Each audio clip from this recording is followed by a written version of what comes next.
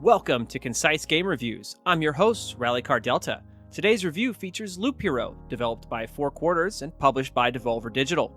As of writing this review, Loop Hero is available on Windows, Nintendo Switch, Linux, and Mac OS. The copy I am reviewing today was purchased via the Steam storefront and used on Windows. Now, on with the review.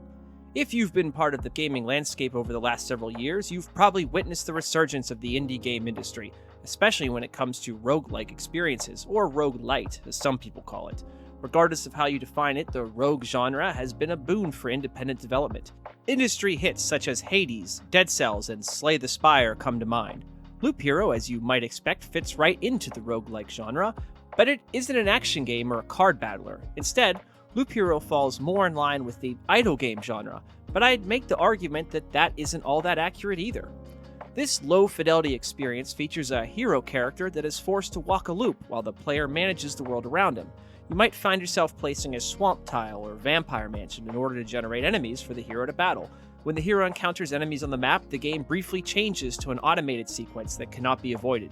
Win the battle and the game generates equipment or various other items for the player to manage. Lose and it usually means game over, with most equipment and resources lost.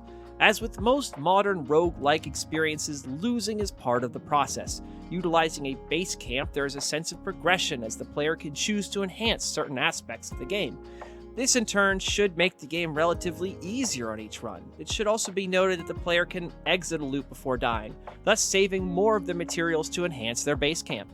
As you might expect with this type of game, the player can get on a run where everything synergizes and they find success through multiple levels, or everything comes crashing down in a moment of some unavoidable set of circumstances.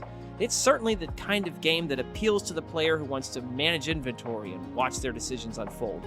The struggle for me is that every time around the loop, the game eventually evolves into extreme inventory management. I found myself constantly adjusting inventory to the point where I wasn't even paying attention to the hero character. Overall, I believe Loop Hero is the right game for the right type of person.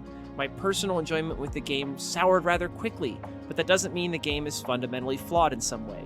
It just didn't appeal to me long term. Personally, I would have liked the game to reward the player with upgrades that don't feel like tiny incremental bumps in power.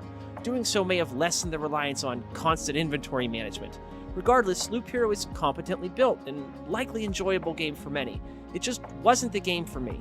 Thanks for tuning in to Concise Game Reviews. This is Rallycar Delta, signing out.